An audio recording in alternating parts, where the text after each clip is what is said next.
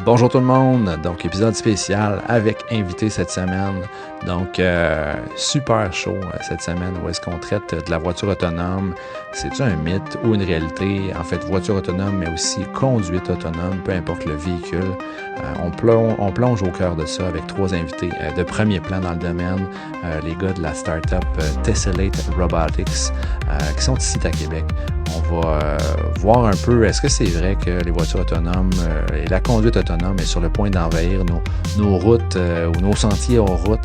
Est-ce que c'est vraiment le cas? Est-ce qu'on sous-estime les défis technologiques, économiques et réglementaires qui freinent potentiellement l'adoption de ces nouvelles technologies-là? On a trois gars qui savent de quoi ils parlent par rapport à ça. C'était fort intéressant comme discussion avec eux. On va aussi regarder peut-être les défis qui posent, qui sont sur la route par rapport à ce genre de technologie-là, quand on parle notamment de climat canadien, québécois, une bonne vieille tempête de neige avec un véhicule qui se drive tout seul. Bonne chance. Est-ce que c'est demain la veille que ça va fonctionner? On en jase. C'est le genre de questions qui nous brûlaient les lèvres. On voulait savoir un peu ce qui se passait à ce niveau-là. Donc, bref, si vous voulez savoir... c'est bientôt. Vous pourrez faire un petit dodo dans votre voiture pendant qu'elle va vous amener du point A au point B. Ben, on va pouvoir répondre à ça dans cet épisode-là. Alors, on commence ça dès maintenant. Bonne écoute.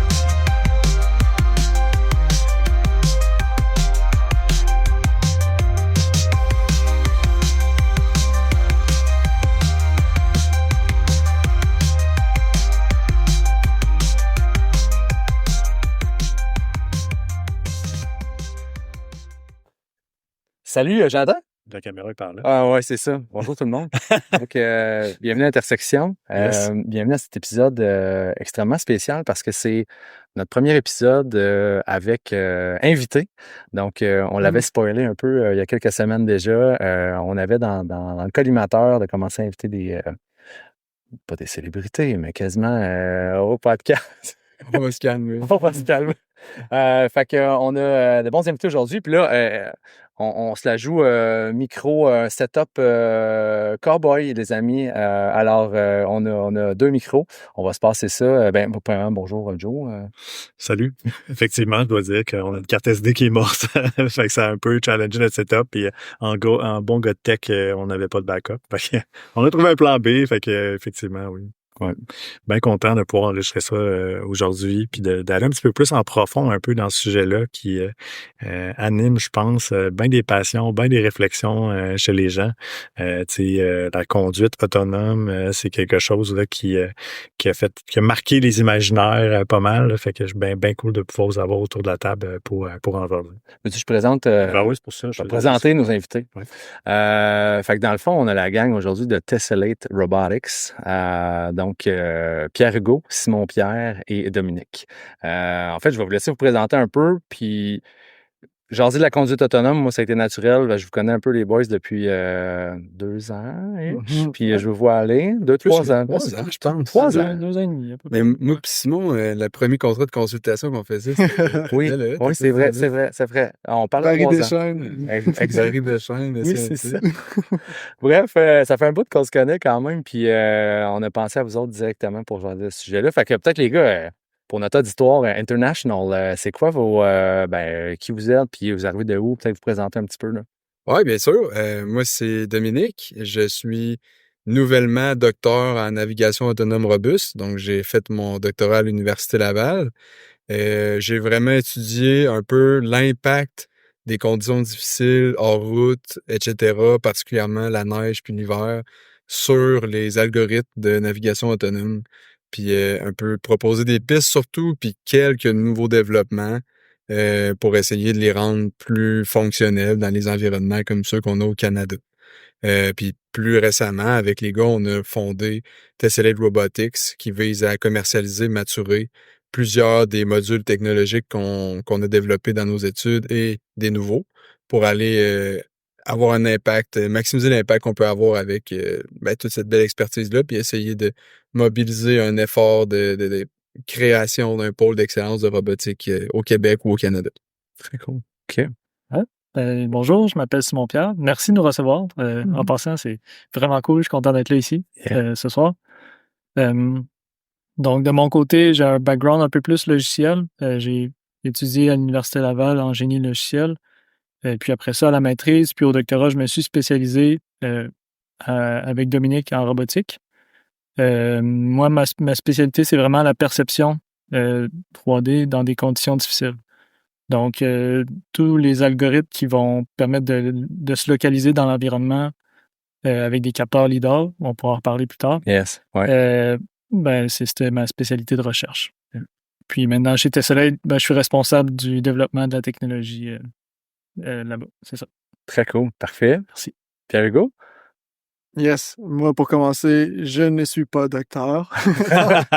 C'est ça, je vais être la personne moins intéressante aujourd'hui. Moi, mon côté, mon background, c'est plus chez Tessellate, tout ce qui est développement des affaires, finance, côté administratif. Donc voilà, je suis intéressé justement en lien avec comment concrètement les avancées de la science fondamentale peuvent avoir un impact majeur dans plusieurs problèmes, dans plusieurs marchés.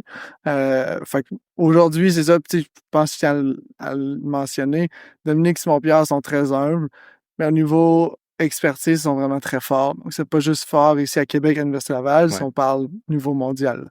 Donc, ils ont été invités à présenter leurs articles de doctorat à l'ICRA au Japon, qui est la plus grosse conférence de robotique au monde, puisque ce qu'ils ont développé, c'est vraiment la fine pointe. Donc, on est chanceux de les avoir, mais tu sais, les sujets qu'ils vont discuter dans l'aviation autonome, c'est pas uniquement une opinion, c'est pas uniquement des gérants d'estrade, c'est vraiment des gens qui sont day-to-day depuis longtemps, depuis quoi, 5? Toi puis moi. Ouais, c'est ça, pas comme toi puis moi. Non, mais ça enlève rien. Mais c'est qu'il y a beaucoup, tu sais, c'est un peu comme l'IA, il y a plein de choses qui se disent au travers de tout ça, puis c'est facile de tomber dans c'est ça, dans des grandes idées, des grands concepts, mais là, c'est des gens qui ont fait beaucoup de navigation autonome dans différents contextes, dans différentes expertises. Fait que je tiens quand même à le dire. Donc, ça va être des discussions bien intéressantes. Je vais essayer de juste bien faire valoir des fois des éléments pour être sûr que ça soit accessible, mais qu'ils sont très bons pour vulgariser puis expliquer leur science. Très cool, très cool. Puis c'est un peu ça le nerf de la guerre ce soir ensemble. C'est comme on s'est dit en pré-entrevue, c'est un peu de geeky around, là, tu sais, puis voir un peu c'est quoi la conduite autonome for real. En 2025, on est rendu où avec tout ça? Puis qu'est-ce qui est accessible pour vrai, pour monsieur, madame, tout le monde aussi? Fait que, tu sais, votre expertise avec la business que vous faites présentement est super intéressante pour ça. C'était mon petit geste. Vas-y, Joe. Passer son micro, mais tu sais, t'es pas obligé de me passer le live. Tu peux prendre le temps de finir ta question la prochaine fois. Mais j'ai comme envie de starter avec une question parce que c'est là qui m'est venu tout de suite en tête, mais qu'est-ce qui fait que vous avez spécialisé votre pratique dans la conduite autonome? C'est comme, tu sais, vous êtes jeune, clairement pas mal plus que moi. Qu'est-ce qui fait que vous avez dit, tiens, let's go, je me mets à étudier et je fais un doctorat puis je me spécialise là-dedans? C'est comme ça, je suis curieux. Vraiment une bonne question. De mon côté, en tout cas, ça a commencé, en fait, c'est pas la robotique qui m'attirait particulièrement. En fait, ce que j'aimais, c'était vraiment les problèmes difficiles.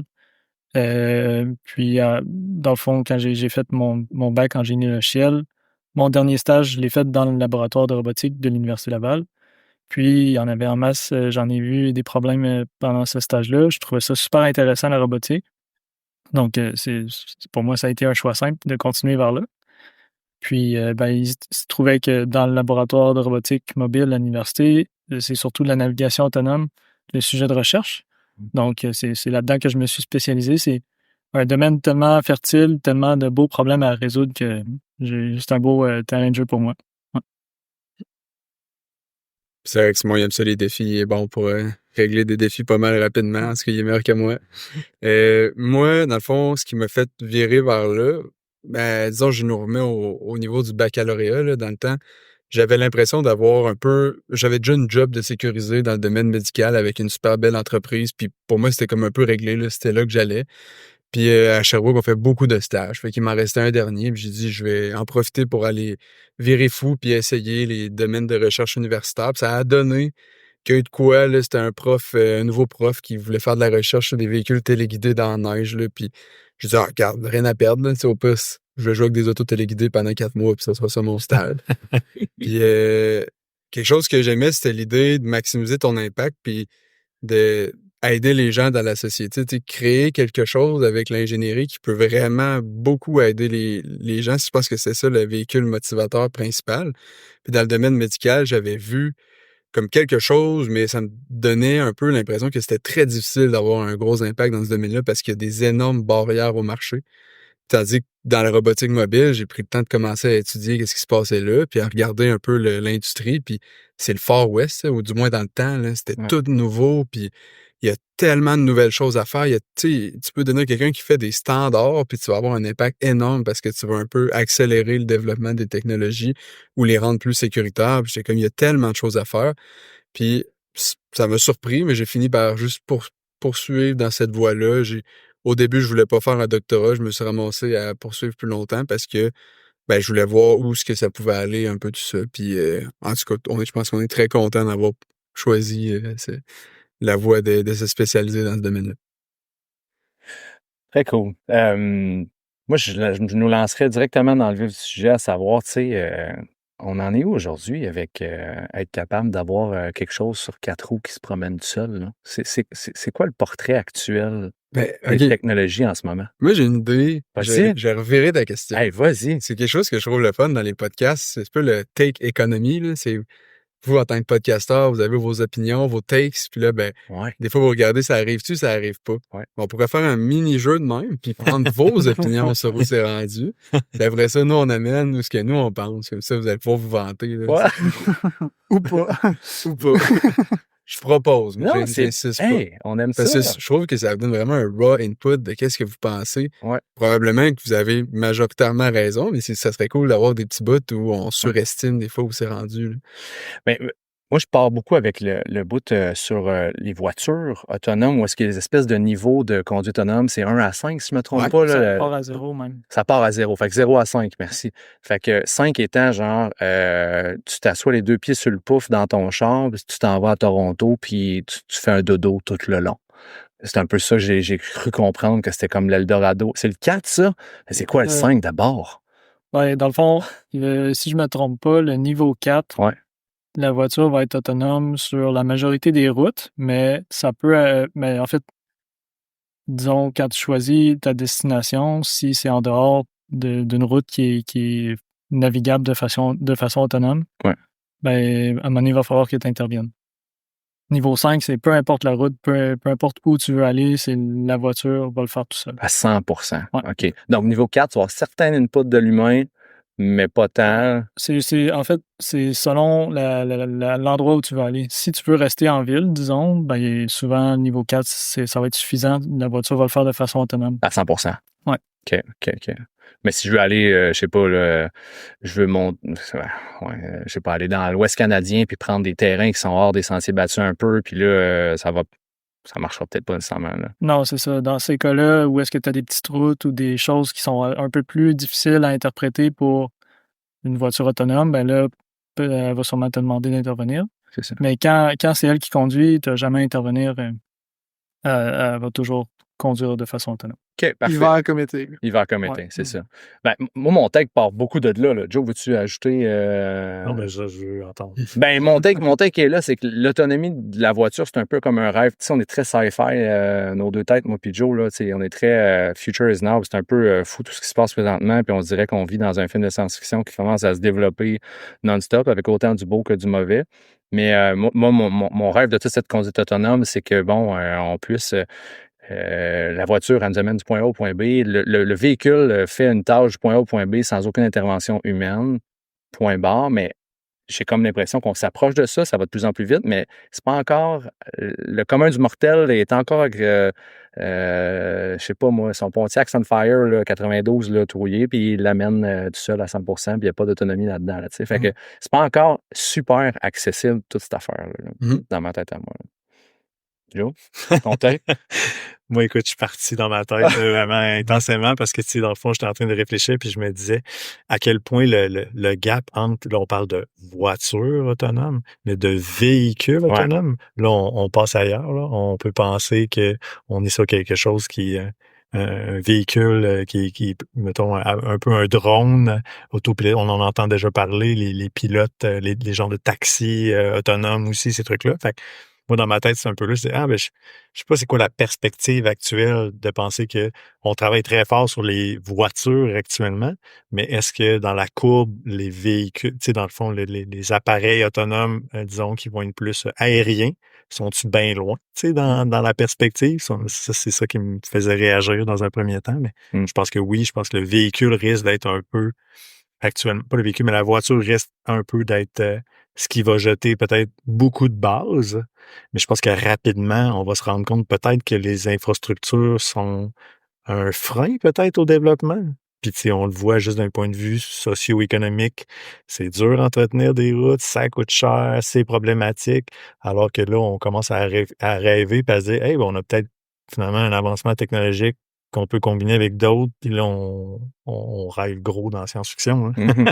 Donc, moi, je suis rendu tout de suite là dans ma tête, mais je me dis, est-ce que justement, c'est loin? Tu sais, est-ce qu'on peut s'imaginer que c'est quelque chose qu'on va voir? Moi, j'ai 45 ans. Ouais.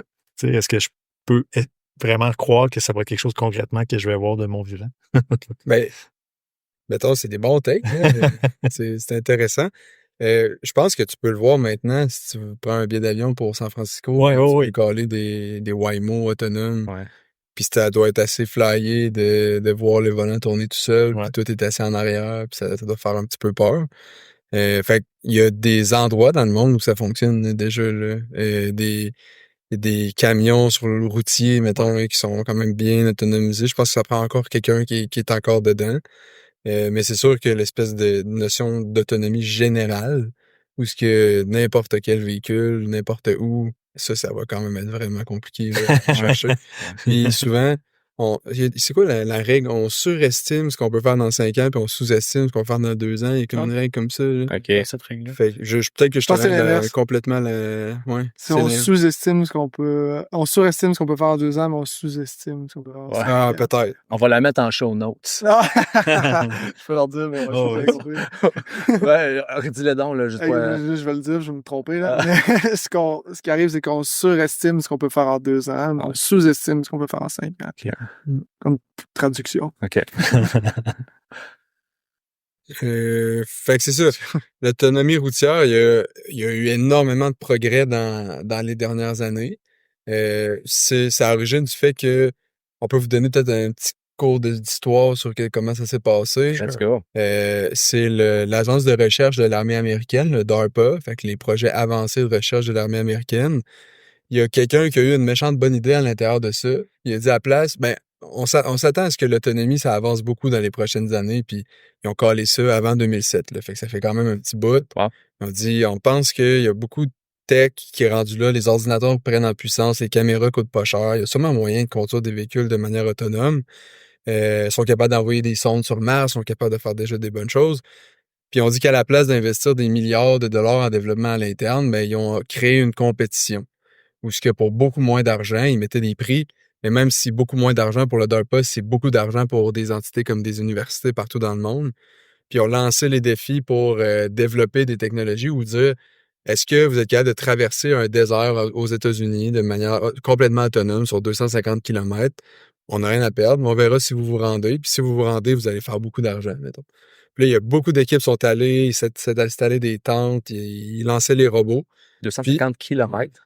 Ouais. C'était vraiment long. C'est au long, début, là. ouais. Ça a commencé fort. C'était comme basé sur GPS, mais ton GPS n'était pas assez précis tout le long. Fait qu'il fallait que tu aies un système sur lequel de lire est-ce que le chemin est traversable ou pas. Ouais. Fait que souvent, c'était GPS plus vision qui permettait au véhicule de naviguer. Puis il y a personne qui a gagné, mais il y a du monde qui se sont rendus extrêmement loin. Ils ont dit, OK, tu sais, on a la preuve de vie, là, il y a moyen de faire de quoi. Puis ils ont commencé juste à lancer compétition par-dessus compétition jusqu'à...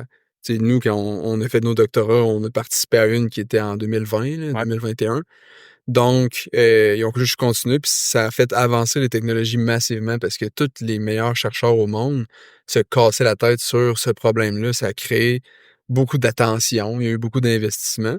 Puis au travers de ça, il y a de la technologie qui a été développée qui laissait croire qu'on était capable enfin de conduire des véhicules. Puis ça, c'était être capable de positionner le véhicule puis cartographier l'environnement en même temps. Fait qu'ils ont appelé ça le problème du Simultaneous Localization and Mapping.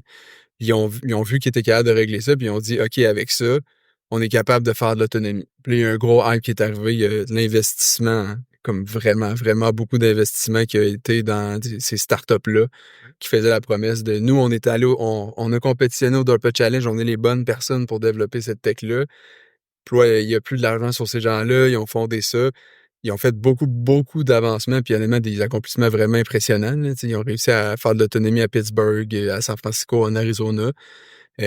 Par contre, le défi est vraiment, vraiment difficile. Fait que ça a comme été un mur où ce que l'avancement de la tech n'a pas nécessairement suivi l'investissement d'argent qui était nécessaire pour amener ça à bon port dans les routes.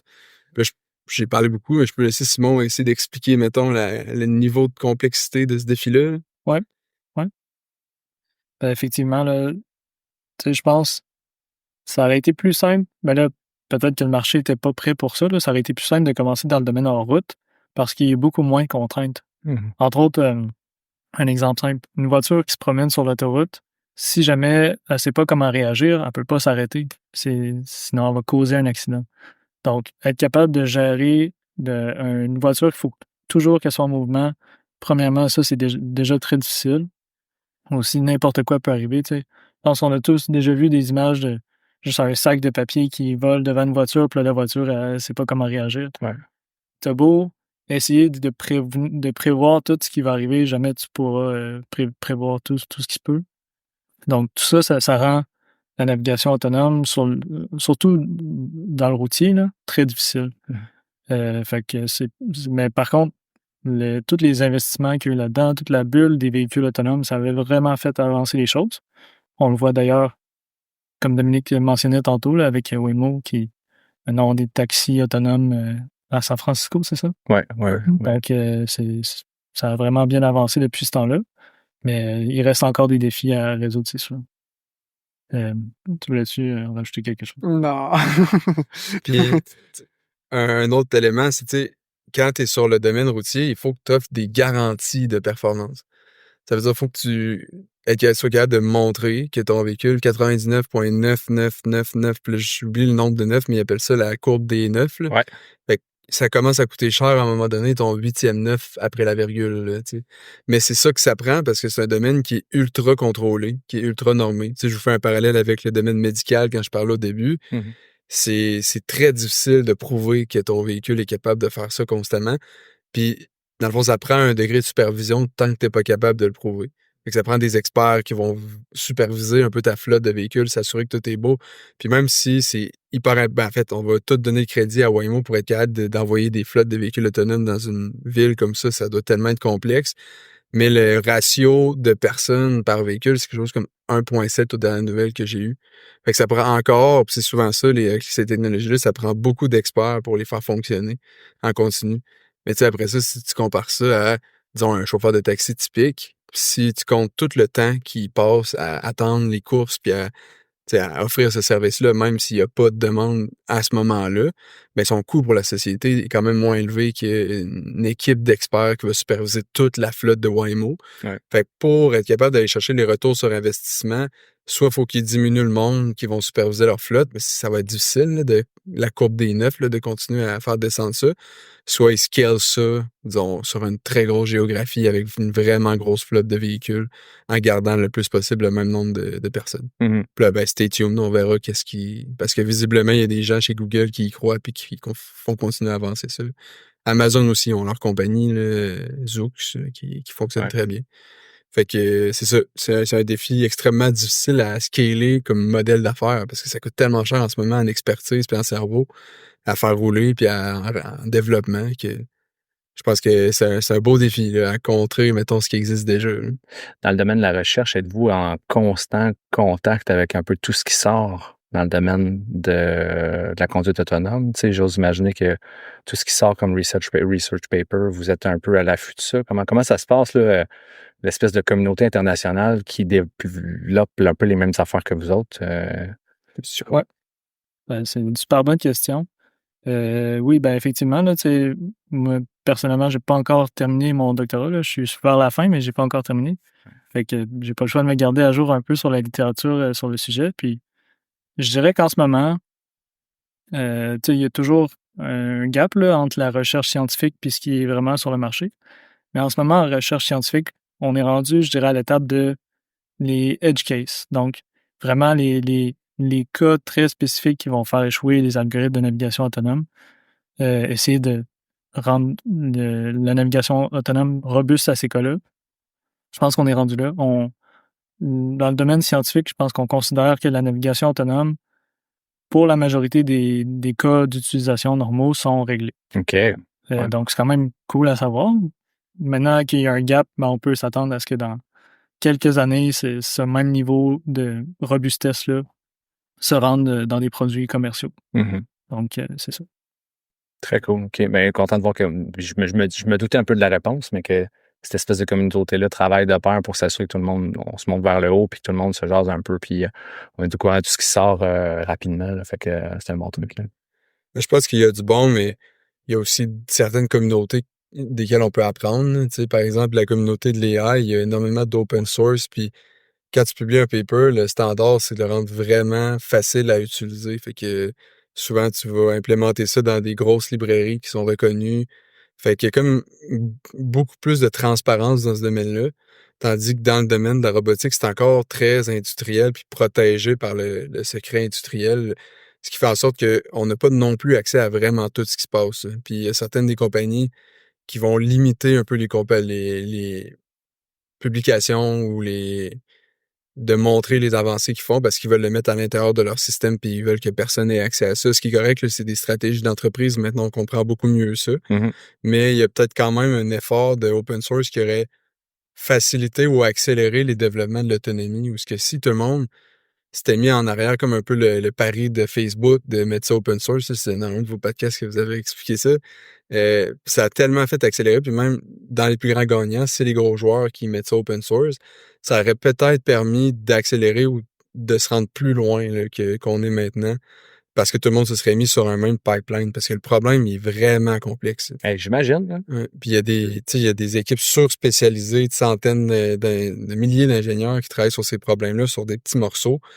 Puis ils voudraient rien d'autre que pouvoir parler à quelqu'un d'autre qui comprend les mêmes problèmes, mais je pense pas qu'il y a beaucoup d'échanges, ou du moins peut-être il pourrait en avoir plus comme dans le domaine de l'IA. Ouais. Fait que je pense qu'il y a toujours moyen de s'améliorer, puis d'être plus transparent, puis de stimuler la collaboration là, dans ces domaines-là. Ça, je t'ai déjà. Bon, je faisais ça apparemment, un comparatif dans ma tête. J'ai dit, tu sais, dans le fond, vous vivez un peu votre moment Oppenheimer, là, à savoir que, tu sais, ben, c'est le comparatif qui est gros, là. mais ça reste que c'est un peu ça, tu sais, comme dans toute révolution technologique ou révolution industrielle ou quoi que ce soit, ben, tout le monde travaille en mode stealth parce qu'effectivement, tu sais, ils se disent, bon, ben, tu sais, je veux garder cet avantage-là concurrentiel pour moi. Fait que, alors où on se parle, tu sais, il y a des avancées qui se font, puis on le sait pas vraiment, puis à un moment, on va découvrir que, hey, OK, telle compagnie a développé ça, puis ça change la game complètement. D'ailleurs, c'est un peu, si tu permets, j'ai une question par rapport à ça, puis j'étais curieux de vous entendre parce que, tu sais, le LIDAR, tu sais, on l'a évoqué, on l'a nommé tantôt. Premièrement, ça vient de Québec, right? Ah, c'est une bonne question. Ben, à Québec, il y a la compagnie LEDARTech. LEDARTech, exact. Ouais. Il y a beaucoup c'est pas la première fois que j'entends ça, mais non, c'est pas eux qui ont inventé ça. Eux, ils ont avant, ils se spécialisaient dans les capteurs LIDAR. Ouais. Maintenant, je pense qu'ils sont plus côté algorithme. Mais en fait, les premiers LIDAR 3D, c'est Dominique en parlait tantôt, la compétition d'ARPA là, en 2007, le Grand Challenge, je pense. C'est là que les premiers LIDAR 3D sont nés. Là. C'est une compagnie de subwoofers qui se sont dit on va prendre des LIDAR 2D, on va les mettre sur une genre de plaque tournante, puis ils vont scanner l'environnement puis faire un nuage de points 3D. Mais voyons, toi. Ouais. C'est hâte. C'est On va développer ça dans le désert. Ah, c'est vrai, moi, j'étais persuadé que dans ma tête, j'avais entendu parler de LEDARTech, je les ai tout le temps vus dans ce créneau-là, puis dans ma tête, j'ai fait l'association que c'était eux qui étaient derrière cette tech-là. Ouais, ben, ça veut dire qu'ils ont bien fait de leur marketing. Totalement. Parce qu'en fait, mon point, c'était, je me disais, ben, c'est eux qui ont fait ça, j'étais curieux de savoir, ben, c'est quoi l'impact que cette technologie-là a eu, mais dans le fond, ce que je comprends, c'est qu'elle est là depuis le début, là. Elle fait partie du projet initial, de recherche, d'expérimentation qu'il y a eu dans le désert. Puis c'est à partir de là que se sont dit, OK, ben ça, clairement, c'est quelque chose qui va être central dans l'évolution. Là. Ouais, ben disons, eux, ils ont fait un gros pari sur le LIDAR. Ils ont fait c'est pari sur une révolution, un changement de paradigme sur les types de LIDAR qui allaient être utilisés pour éventuellement aller chercher beaucoup de performance à vraiment pas beaucoup de prix. parce que c'est une autre affaire que tu as besoin dans le domaine automobile. Là, tes capteurs peuvent pas te coûter 5 000 par parce qu'imagine le coût des réparations après. Fait eux, il y avait comme un pari qui s'en allait vers là. Puis ils ont poussé ça, mais ils ont pivoté récemment vers le côté algorithmique parce qu'ils voyaient plus de pertinence dans la perception, du moins de notre compréhension externe du projet. Pour l'audience, que le mot leader, ça n'a rien à voir, ils savent pas pantoute. Là, Ouais. c'est quoi un leader, les gars? Je vais vous expliquer. Ouais, super bonne question. Dans le fond, les lidars, c'est basé sur le laser. Donc, le laser, c'est une onde électromagnétique qui voyage à la vitesse de la lumière. Si tu envoies ton laser, un pulse laser, dans une direction donnée, puis tu calcules le temps que ça prend au pulse laser à rebondir sur une surface puis revenir à toi, tu connais la vitesse. Donc, en mesurant le temps, tu es capable de mesurer la distance de la surface qui a été frappée par ton laser. Si tu répètes cette opération-là des milliers de fois par seconde, tu sais, moi je parle des lidars mécaniques en ce moment, là. Donc, les lidars mécaniques, tu t'envoies des pulses dans différentes directions, puis en faisant le tour comme ça sur 360, tu es capable de faire un scan 3D. Puis ça, ça produit ce qu'on appelle des nuages de points. Fait que le lidar, dans le fond, c'est quand on voit les fameuses voitures là, avec l'espèce de truc on top là, qui a l'air rotatif. Là. Ouais. Donc, c'est à cause de ça. Effectivement. Fait que ça, c'est des lidars 3D parce que, c'est ça, les lidars 2D, c'est un laser qui tourne. Les lidars 3D, c'est plusieurs lasers qui sont dans différentes orientations qui vont tourner, puis ça va te créer un scan 3D. Puis là, souvent, ce que les véhicules autonomes vont faire, c'est qu'ils vont assembler ces scans 3D-là ensemble pour se construire une carte de l'environnement, puis se localiser dans cette carte-là. C'est absolument nécessaire. Il y a certaines compagnies comme Tesla qui, eux, se basent juste sur les caméras. Mais c'est vraiment nécessaire d'avoir une façon de se localiser dans l'environnement parce que le signal GPS n'est pas assez fiable pour se fier juste sur ça pour naviguer, disons, en ville ou des choses comme ça. Fait que le véhicule doit être capable de, même si le GPS est offline, plus accessible, doit être capable de piger où il est dans le monde, puis piger la direction, puis en fait, piger son endroit où il est, puis la direction où il s'en va. Là. Exact. Ça peut se faire avec des caméras, avec des lidars, différents capteurs, mais ça prend une façon. Parce que souvent, on a tendance à surestimer la qualité du signal, pas la qualité du signal, mais la précision que les GPS nous donnent. Là. À surestimer? Ouais, on se dit, hey, je mets ça sur Google ou Waze, là, puis Google Maps, là, c'est tellement cool, là, mais toi, non, t'es comme... C'est que Google fait plusieurs hypothèses, pas Google, mais nos téléphones, là, quand on les utilise comme GPS, vont faire plusieurs hypothèses et ils savent que tu te déplaces probablement sur la route. Fait que même si ta mesure te dit que tu es à côté de la route, eux, ils ramènent la mesure sur la route. Ouais. Tu sais, je pense que dans un cellulaire, les GPS là-dedans, c'est précis à 5 mètres près. On s'entend, quand tu veux contrôler une voiture... 5 mètres près, t'écrases la petite madame qui traverse. Là, tout ce qui est à côté. C'est ça. Ouais.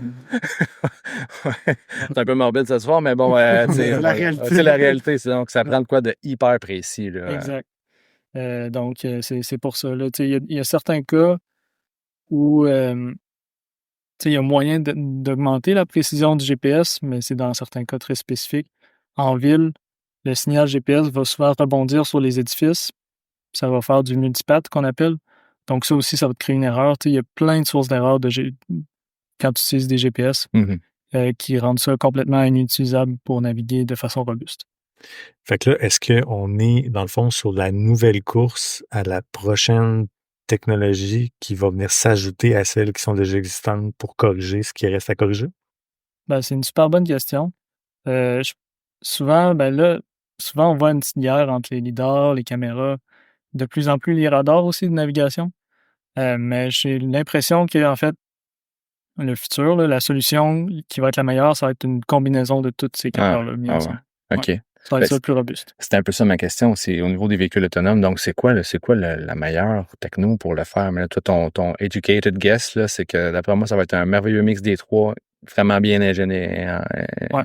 Là, c'est sûr que moi, je prends en compte surtout la robustesse des algorithmes. C'est sûr que là, si tu prends en compte le coût, peut-être qu'il y a certains capteurs qui sont à prioriser sur d'autres, mais c'est mon avis. Là, t'as-tu quelque chose?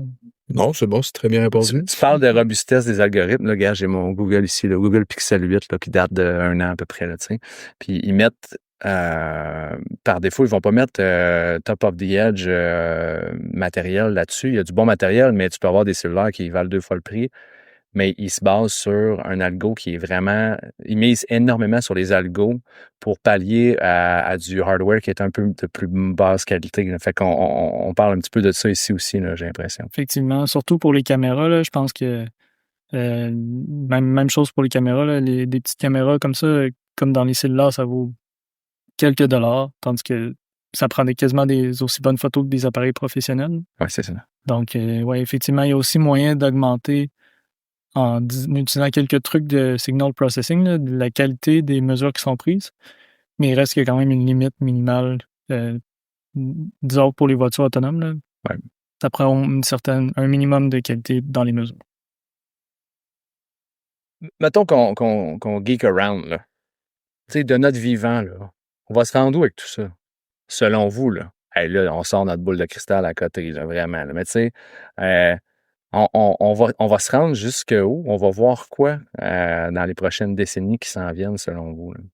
Ben, c'est sûr que tu parles à des gars qui sont en train de faire un pari actif sur que ça s'en vient. Vous êtes biaisé un peu, mais quand même, allons-y. Là. Ben, nous, depuis notre arrivée au laboratoire, on a toujours eu l'opinion que le vrai retour sur investissement ou la vraie valeur qui est créée avec cette technologie-là, c'est pas dans le domaine routier, c'est dans tous les domaines qui peuvent bénéficier de quasiment la même technologie, mais éloigné où tu as besoin d'avoir une présence dans un environnement critique, potentiellement dangereux, potentiellement des tâches répétitives, des tâches salissantes. Fait que dans d'autres domaines où typiquement tu as besoin de naviguer, mais hors route, disons. L'inspection de frontières, c'est un bon exemple. L'inspection de frontières, tu sais, c'est très d'actualité là, avec les nouvelles qu'on a entendues. Ben nous, quand on a regardé ça, on a dit crime, il y a un très bon potentiel éventuellement d'offrir de la présence au Canada, d'offrir la capacité au Canada en fonction des besoins du pays d'à côté, puis d'essayer de suivre un peu les demandes qui sont très, très, très intenses. Allez. On dirait, là, on rouvre le côté politique, là, puis là, je vois Joe qui dit, d'après moi... T'as rougi. Vas-y. Non, j'avais rien à dire, ça me faisait juste sourire parce qu'on se permettait pas de dire les Américains et Donald Trump. À un moment donné, il faut appeler un chat un chat. T'as bien raison. Mais du moins, ça, c'est un des use cases, c'est de l'inspection d'infrastructures potentiellement énergétiques là, qui sont souvent très éloignées. Puis souvent, c'est comme une combinaison de facteurs qu'on voit, comme par exemple des infrastructures énergétiques au Québec, ben, combiné au fait qu'il y a de plus en plus de feux de forêt, c'est très compliqué d'envoyer des gens pour générer une présence là en cas de catastrophe. Mais t'as quand même pas le choix d'envoyer des gens regarder parce que s'il y a un bris, s'il y a un shutdown d'un barrage, de un, le bris peut être catastrophique pour l'environnement autour. De deux, le grid électrique qui arrête de marcher, ben, on est rendu quand même trop dépendant un peu de ça en ce moment pour se permettre ça, là, que ce soit le domaine de la santé, dans nos vies personnelles. Donc, nous, le pari qu'on fait, c'est qu'éventuellement, disons, dans les 5 à 10 prochaines années, il va y avoir une explosion de présence de robots. On va pas dire complètement autonomes, mais on va appeler ça semi-autonome, ou ce qui sont capables d'être autonomes sur des relativement longues distances. Mais il va toujours avoir un humain qui va être délocalisé puis qui va un peu superviser la flotte de robots. Fait qu'imaginons, Simon, tu travailles chez Hydro-Québec, ben, t'es à Montréal puis t'es capable d'avoir un visuel sur une infrastructure, potentiellement. Fait que ce serait le genre de, nous, ce qu'on pense qu'il va avoir de plus en plus de présence dans les prochaines années, dans plusieurs industries. Puis ce qu'on regarde, c'est des industries locales qui sont assez fortes puis innovantes à l'international. Là. Fait que, tu sais, on peut les nommer. Mais... Vas-y, BH. Mais vas-y ta question. Non, c'est correct, je veux pas briser. OK, mais pour revenir à ta question de boule de cristal dans 10 ans, moi, de mon côté, je vais peut-être te parler plus des barrières à l'entrée. Tu sais, si on reste dans les voitures autonomes sur route dans toutes les conditions, tu sais, je pense qu'on le voit, la tech avance vite, avance bien, mais il y a aussi d'autres choses en société que la technologie. Puis tu sais, ça, c'est aussi un peu mon rôle, c'est de comprendre comment qu'on fait pour prendre la belle tech puis de l'amener pour que ça soit réellement utile, soit pour un opérateur, un utilisateur ou quoi que ce soit. Puis tu sais, une des premières choses qui vient, c'est les compagnies d'assurance. Tu sais, si on dit, hey, j'ai une voiture électrique, pas électrique, pardon, une voiture 100% autonome, qui t'assure?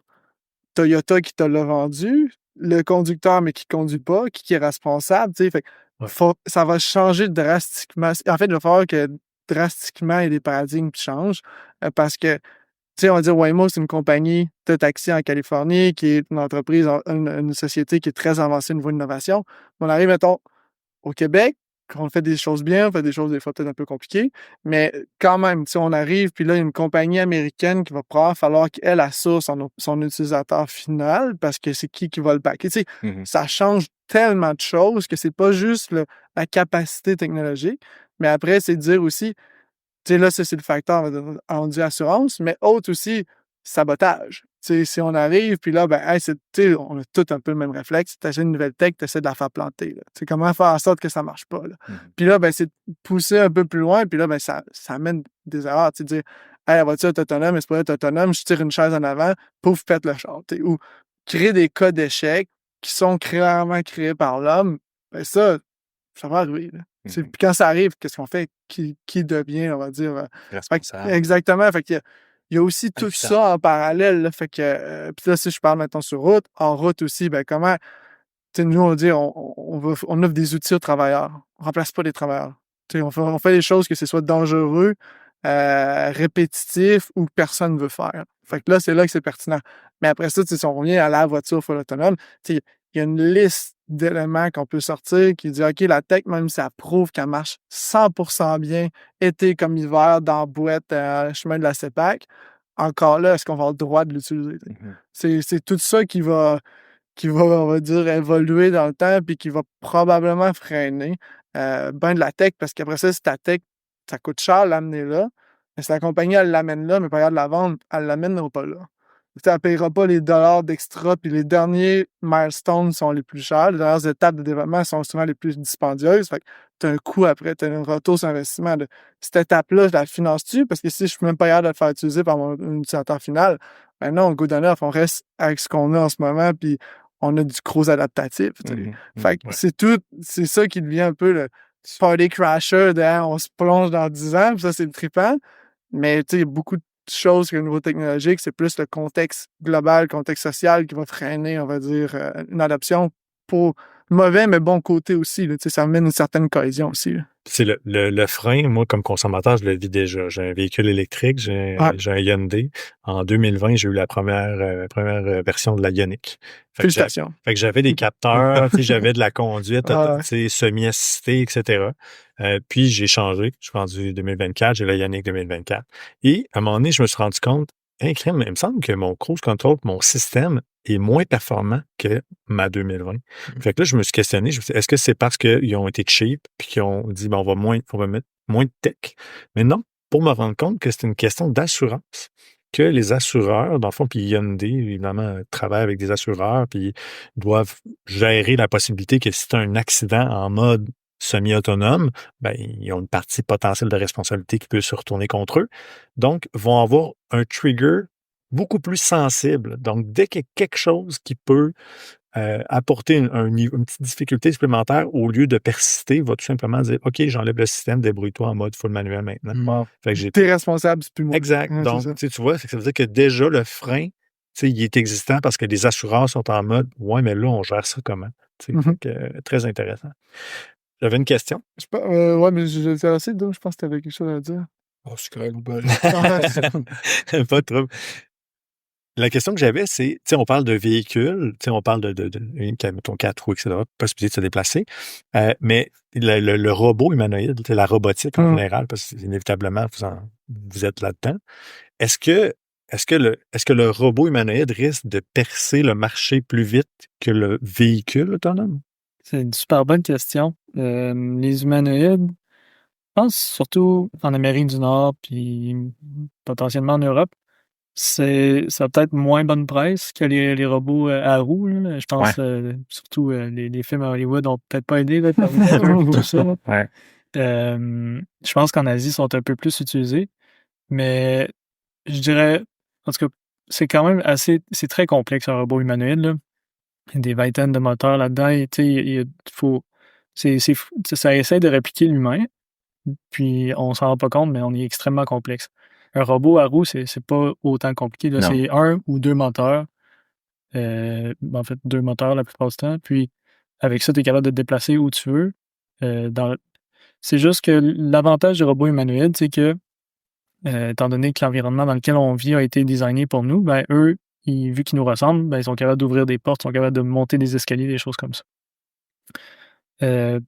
Par contre, est-ce qu'ils vont être utilisés prochainement? J'ai pas l'impression. Je pense pas. Je pense que c'est trop complexe pour l'instant pour l'utilisation qu'on en ferait. Ouais. Je sais pas qu'est-ce que t'en penses, Dom. Je voyais que t'avais l'air d'avoir une... Ben, je raisonne sur ce que tu viens de dire à la fin. Tu dis, je pense que c'est pas pour tout de suite qu'un robot humanoïde super autant complet que ce qu'un humain peut être, là. Tu sais, fait qu'on va essayer de s'approcher d'eux, mais c'est pas demain la veille que ça va agir autant à 100% qu'un humain. C'est un peu ce que tu dis, là. Ouais. OK. Mais même 50% qu'un humain, Ouais. c'est pas demain la veille. Tu sais, Ouais. marcher puis courir, c'est deux problèmes totalement distincts puis pas mal plus complexes de courir que de marcher. Mais en même temps, on se fait splasher le chien jaune, là. Spot, mais la compagnie, c'est Boston Dynamics. Boston Dynamics de ce monde. Puis la compagnie asiatique, je sais pas si c'est chinois, japonais, Unitree. qui a fait un rip-off, là, qui est comme genre pour une fraction de bouchée de pain du prix de l'autre, fait 100 fois mieux. Puis là, tu le vois qu'un gun dévaler une pente aussi. Puis fait que là, tu te dis, crème, ça va vite, fait que ça va aller vite faire un robot humanoïde, mais là, c'est pas encore là, un petit chien qui se promène, c'est comme 4 moteurs aux 4 pattes, puis quelques petites fonctionnalités, mais c'est jamais aussi complexe que dire Peter, humain, fais-moi la vaisselle, tu sais, fais-moi la vaisselle, c'est pas la même affaire, là, ultimement. Tu sais, il y a tellement de problèmes sous-jacents. Tu sais, ton humanoïde, il doit avoir toutes les sources de puissance que ça te permet d'opérer, mettons, ton système de calcul, tes capteurs, tous tes actionneurs dans tes joints. Tu sais, c'est quand même un peu une merveille de la nature, là, le corps humain. Là. Fait que on essaie de refaire ça, c'est exceptionnel qu'on soit capable de donner l'impression aux gens qu'on arrive vers là. Mais c'est souvent des vraiment bons vidéos, mais quand tu arrives à déployer ça dans le vrai monde, avec toutes les 1000 edge cases qui peuvent arriver, c'est là que tu vois le vrai degré de la complexité. Fait que, tu sais, je vous ramène un peu à tantôt, la courbe des 9, mais elle est vraie pour toutes les techs, là. Fait que c'est la même chose pour le robot humanoïde.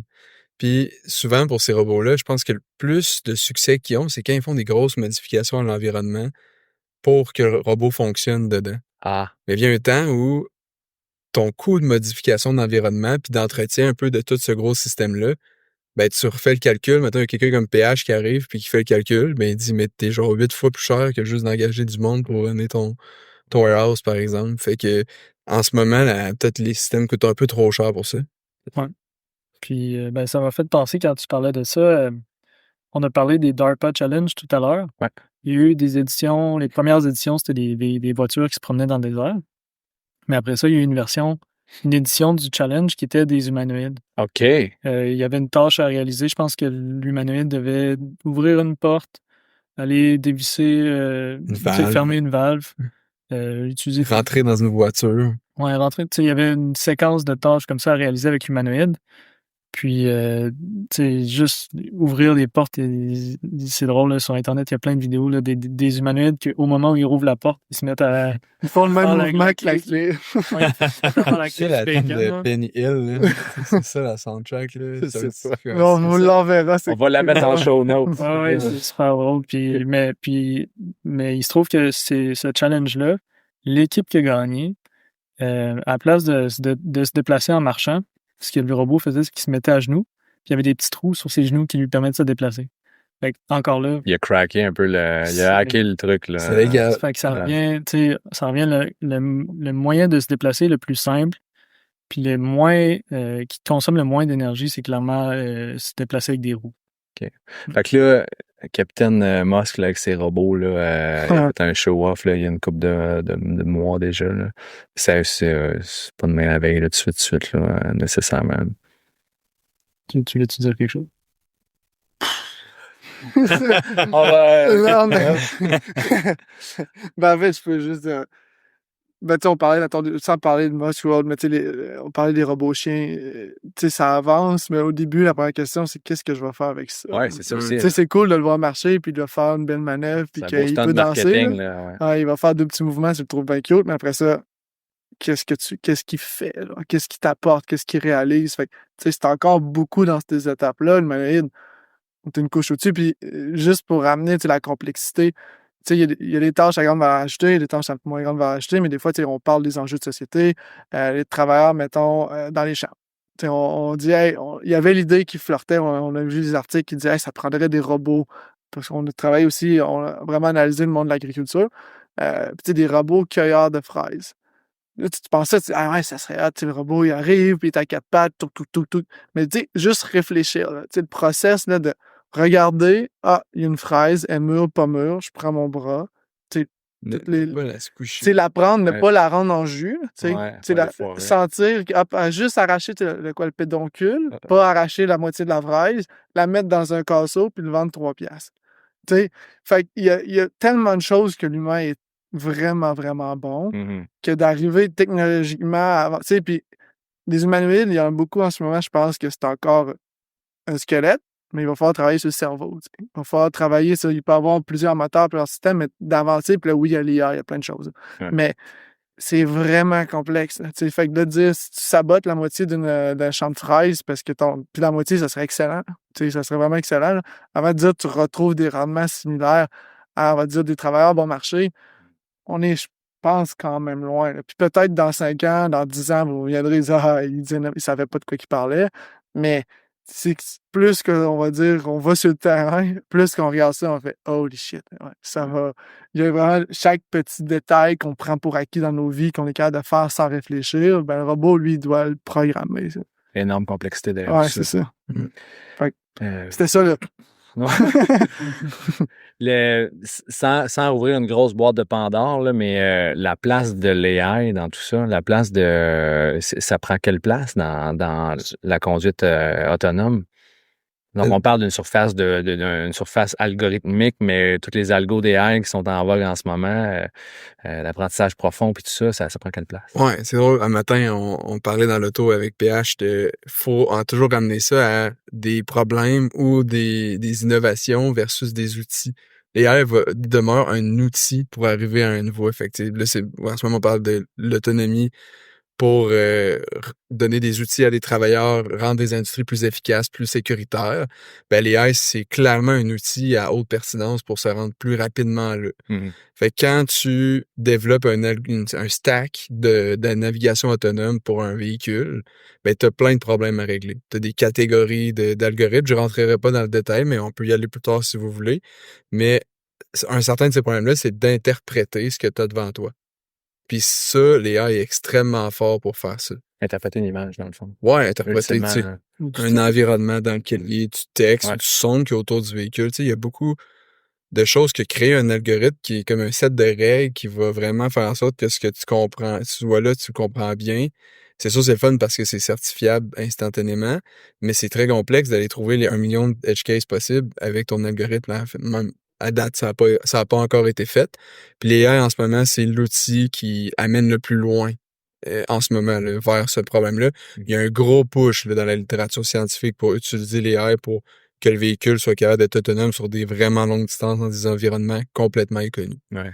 Par contre, je ramène un peu à la notion de hype puis la notion de bulle. Tu sais, mettons qu'on est honnête, on le vit un peu dans l'AI aussi. Là, tu sais, on vit un moment très charnière, une transition puis un changement de paradigme énorme dans toutes sortes de facettes de nos vies qui s'opèrent avec l'AI, mais on surestime, selon nous, peut-être un petit peu tout ce qu'on peut faire avec l'AI. Parce que là, la notion de ChatGPT Drive My Car, ou je vulgarise ça au maximum, là, mais disons end-to-end AI, là, c'est vraiment une intelligence généraliste qui va être capable de naviguer avec tous les véhicules, tous les robots humanoïdes, tous les drones dans le monde. T'as-tu dit end-to-end AI? Ouais, end-to-end, ça veut dire de bout en bout. de là. bout en bout, c'est l'AI qui va gérer ton système. Ouais. Cette espèce de notion-là, puis on l'entend souvent là, de plusieurs personnes qui parient activement que c'est ça qui va arriver. Nous, notre opinion, c'est qu'on s'emballe un petit peu. C'est un outil qui fait encore avancer la tech plus loin, mais imagine que c'est ChatGPT qui conduit ton auto ou ton véhicule industriel qui coûte 5 millions puis qui l'envoie dans le clou. Ouais. Tu sais, tu trouves ça drôle quand tu génères une image puis la personne a 6 doigts sur l'image sur ChatGPT puis tu l'envoies à tes amis puis il n'y a pas grand conséquence. Mais si c'est un véhicule qui crache ou qui peut causer un accident, les conséquences sont tellement plus élevées qu'il faut que tu l'utilises aux bons endroits, ton AI, mettons. Il faut que tu sois capable de back-checker puis qu'il y ait moins de conséquences s'il y a un échec. Fait que je ramène initialement, c'est un outil exceptionnel, ça va vraiment nous faire avancer. Ce n'est pas la solution à tous les problèmes, parce que le problème est trop complexe, puis il va coûter trop cher à faire juste en un. Ouais. C'est un peu ça. Veux-tu ajouter quelque chose là-dessus? Ça fait le tour, il n'y a rien qui me vient en tête. Fait que, tu sais, la notion, parce que j'adore la notion de end-to-end AI, ça veut dire qu'il y a des gens out there qui pensent que là, éventuellement, ça va être ça, le Holy Grail, ça va être ça, l'étoile du Nord, il faut viser du end-to-end AI, mais tu sais, on n'est pas nécessairement là présentement. C'est un outil dans tous les chiquiers des outils disponibles actuellement, mais que ce soit juste ça qui drive tout le véhicule autonome, pas de suite, là. Tu sais. Non, mais il y a des gens qui... Ah, ben, c'est bon. Ça m'a fait penser à quelque chose aussi. C'est bien que tu fasses la distinction aussi. Des fois, on dirait que dans l'imaginaire des gens, AI égale robot. Ouais. C'est deux choses complètement différentes. Tu sais, un AI peut très bien exister sans actuateur, sans moteur. Puis inversement, un robot peut être quasi autonome sans utilisation d'AI du tout, là, juste avec des algorithmes. Donc, la distinction est vraiment importante. Yes, Pierre. Je veux parler de tech. Non, mais c'est ça, mais c'est parce que c'est quelque chose, puis tu sais, moi, le premier, tu sais, en rentrant, mettons, en robotique, l'extérieur, c'est AI, next big thing. Ouais. Clairement, ça arrive, mais juste en comprenant un peu plus, mettons, sur la différence entre le côté algorithmique et AI, puis nous, c'est là où on veut combiner, mais pas uniquement statuer sur une. Tu sais, l'AI, au final, c'est que tu rentres plein de données dans une boîte noire, puis au final, il y a une décision qui est prise. Mais tu contrôles pas la décision. Puis même si tu augmentes drastiquement tes données, ben, il y a toujours une insécurité. T'sais. Fait que même si 0,001% des chances, ben, si tu fais ça pendant 24/7, pendant 5 ans, il va arriver un problème. Puis si le problème, c'est accrocher une feuille, c'est peut-être pas grave. Mais si c'est, comme Dominique disait, renverser un véhicule qui vaut 5 millions, accrocher un humain au lieu de passer dans le chemin, ben là, c'est ça. Puis là, c'est le manque de données, c'est plein de choses. Fait que, c'est pour ça que ça fait partie d'un tout. Fait que le 100%, ben, nous autres, ça fait peur. Quelqu'un qui dit « Oh, oui, non, le système va toujours rouler 100% AI d'un côté industriel. » Watch out. Parce que la loi de Murphy, là, tout ce qui est susceptible de mal arriver ira mal, là, on est dedans. Là, parce que c'est des probabilités. Dans ce cas algorithmique, ben, tout est prévu. Tous tes outcomes, on va dire, sont codés, sont développés. Fait que, ou du moins, c'est vraiment quelque chose que tu l'expliques très bien. Puis je rajoute un dernier petit bout. Du moins, tu es capable d'estimer quand que ça va pas bien. Ouais.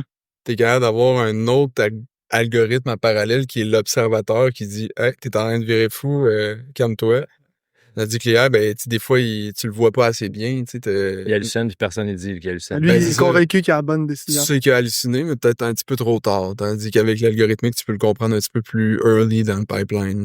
Là. Ouais, c'est mon fait. C'est ça. Puis, tu sais, même, tu sais, des fois, on a l'impression qu'il y a un double standard. Là. On se dit, des humains qui conduisent une voiture vont faire des accidents eux aussi. Donc, pourquoi est-ce qu'on aurait besoin d'algorithmes qui conduisent parfaitement si les humains font aussi des erreurs? Mais la différence, je trouve, en tout cas avec les AI, c'est que les humains, quand ils s'enlignent pour faire une erreur, ils sont pas certains de ce qu'ils sont en train de faire. Souvent, ils prennent une chance, ils savent que c'est peut-être pas la bonne chose, mais ils essayent quand même. Il y a une conscience un peu. Ouais, c'est ça. Un AI, des fois, va foncer dans le clos puis il va continuer d'avancer. Ouais, là, la pédale dans le gaz encore. Là, ouais, c'est ça. Je gaz au fond, je continue dans le clos. Genre. C'est mon clos. C'est ça. C'est la bonne route. C'est un peu là la différence. C'est le niveau de confiance, comme Dominique disait. Là, souvent, ils vont surestimer la confiance, même si, en fait, ils sont en train d'halluciner. Ouais, c'est ça. Très cool. On a d'autres questions, nous autres, Joe? Non, ben en fait, c'est ma question, puis il l'a fait avant même qu'il nous la pose. Désolé. C'est...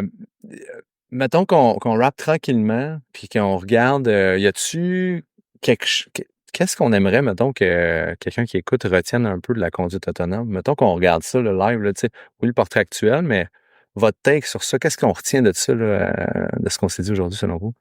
Ben, je pense que, de mon côté, là, je trouve que c'est vraiment une technologie qui a beaucoup de potentiel, puis qui a évolué extrêmement rapidement dans les dernières années, surtout grâce à tout l'investissement qui a été fait, tous les efforts scientifiques qui ont été mis là-dedans. Je crois que c'est pas demain qu'on va les voir partout sur nos routes. Il reste encore du travail à faire. Mais plus ça va aller dans les prochaines années, plus il va y avoir des cas où on va en voir. Ça va y aller doucement, un petit peu à la fois. Puis plus ça va aller, plus ça va prendre la place. Mais il va falloir être patient si on veut les voir partout sur nos routes. Ouais, c'est ça. Carrément. Ouais. Je suis ce que tu dis. Sur les routes, par contre, je pense que quand même rapidement dans nos industries, on va en avoir de plus en plus. Il y a un appétit là, qui commence à grossir pour ça. Puis la robotique, ça coûte très cher. Là. Je pense que c'est un des take-home messages qu'on dit. C'est un défi significatif à mettre en opération dans une industrie. Ceci étant dit, il y a certaines industries qui n'ont pas assez d'attention, sur lesquelles on concentre pas assez d'énergie pour régler les problèmes, mais dans lesquels on peut créer tellement de valeur avec ces technologies-là. Fait que c'est peut-être des fois d'être un petit peu créatif ou de regarder des opportunités peut-être un petit peu moins sexy que l'autonomie routière, là, qui est vraiment cool, qui est très science-fiction, mais qui vont avoir des impacts tellement énormes dans des industries piliers de notre société. Pour nous, notre opinion, c'est que c'est là qu'il faut mettre le maximum d'attention.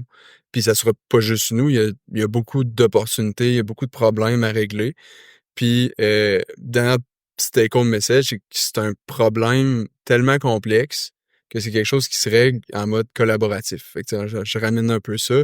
Si on est capable de se mobiliser puis de construire ensemble, trouver une façon de collaborer puis d'avoir des morceaux de solutions ensemble, puis qu'on est capable de les connecter, puis de se concentrer sur ce quoi on est tous bons, peut-être qu'on est capable d'attaquer le problème d'un autre angle qui n'a jamais été fait encore, puis qu'on est capable de se démarquer, puis d'aller, tu sais, on a le tissu industriel, on a plein de belles expertises ici. Fait que petit take-home message, non seulement, mais on pense que dans le domaine hors route, ça va s'en venir quand même dans un futur moyen terme, disons, du moins des success stories. Ben, peut-être aussi que ça va venir de plus proche qu'on pense. Peut-être aussi qu'il va y avoir un effet de mobilisateur plus proche de nous qu'on anticipe. C'est pas juste à San Francisco que les grosses affaires se brassent. Là. Il y a de la belle expertise ici aussi là, qui va attaquer ces problèmes-là. Puis c'est ça qu'on observe. Là. Fait que c'est vraiment intéressant. Mot de la fin, toi, pour toi, Pierre-Hugo, aussi? Si tu peux rajouter. Ouais, ben, un peu la même chose que Dominique. C'est un peu une mission qu'on se donne dans Tessellate. Puis, en fait, la genèse de Tessellate, c'est un peu ça. C'était l'expertise de Simon-Pierre Dominique qui ont avancé la science, comment qu'on peut l'amener sur le marché. Mais comment le faire justement ensemble. Il y a des bons cerveaux au Québec, puis on est mieux placés pour comprendre notre réalité ici. La neige, des gels, il y a plusieurs choses qui se passent pas ailleurs. Donc, au lieu de travailler pour des multinationales pour le faire, pourquoi pas créer ce pôle-là? On le voit de plus en plus. Il y a une synergie qui veut s'installer, puis justement, il y a des industriels qui veulent s'impliquer pour le créer. Fait que, on ouvre la porte. S'il y a des gens qui ont des idées, veulent le faire, veulent s'impliquer, partir leur business, attaquer un autre problème, nous, on veut contribuer à mettre ça en place. On ne veut pas dominer le pôle de navigation autonome au Québec. Loin de là, mais on veut contribuer à le mettre en place parce que ça va prendre un écosystème pour que ça existe. Puis on pense qu'il y aurait tout pour le faire. Fait que... Comme Simon dit bien, il y a de la place pour tout le monde au soleil. Oh, exact. Puis les compétiteurs sont pas proches, ils vont être à l'international. Il y en a d'autres qui sont en train de se bomber le chest au sud, là. Fait que c'est à nous de faire notre place. Hein. Exactement. Très cool, très cool. On crée un nouveau marché ici, là, une nouvelle place, tout est à créer là, officiellement. Moi, je trouve ça génial. Mot de la fin, Joe? Ben, moi, je trouve que c'est un super beau wake-up call dans le sens où, quelque part, moi, pour être un gars qui a toujours, je pense très loin, tout ça, je trouve ça bien parce que je pense que vous m'avez ramené à terre un peu. Ouais. On est plate, là. Non, mais c'est parfait. Je veux dire, vous êtes mieux placé que quiconque pour le faire. Fait que, je vous écoutais, puis clairement, vous maîtrisez à 100% ce que vous dites, là, puis aucun doute là-dessus que vous êtes assurément très, très crédible. Fait que je trouve ça bien. Fait que, ça fait comme calme-toi et nerf, Joe, un peu. Et sinon. Et sinon. Fait que, mais c'est cool. Puis en même temps, ben, c'est excitant quand même, de voir ça. Puis je trouve ça vraiment le fun. Puis bravo d'essayer de prendre cette forme de leadership-là pour faire en sorte là, qu'ici, là, on continue de pousser là-dedans. Yes, merci. Moi, j'ai trouvé que vos takes étaient bons, honnêtement. Tu dis que vous étiez, mettons, vous surestimiez un peu le potentiel là où on était rendu, mais je trouve que c'était quand même down to earth. Qu'est-ce que vous nous disiez? T'es trop gentil. OK, d'abord. On a vu mieux. All right, merci les gars. Fait que vous allez pouvoir braguer dès demain matin ou dès la sortie de cet épisode-là comme étant les premiers invités officiels du podcast Intersection. Fait que un gros merci d'avoir pris le temps avec nous autres. C'est un honneur d'avoir été avec vous. Félicitations pour votre podcast. Yeah. Puis, continuez, on lance des projets tout en parallèle. Ok. Yes. C'est vraiment inspirant de vous voir aller. On est tous motivés. Merci beaucoup. Yes. À bientôt. Salut. Merci, là. Merci. Salut.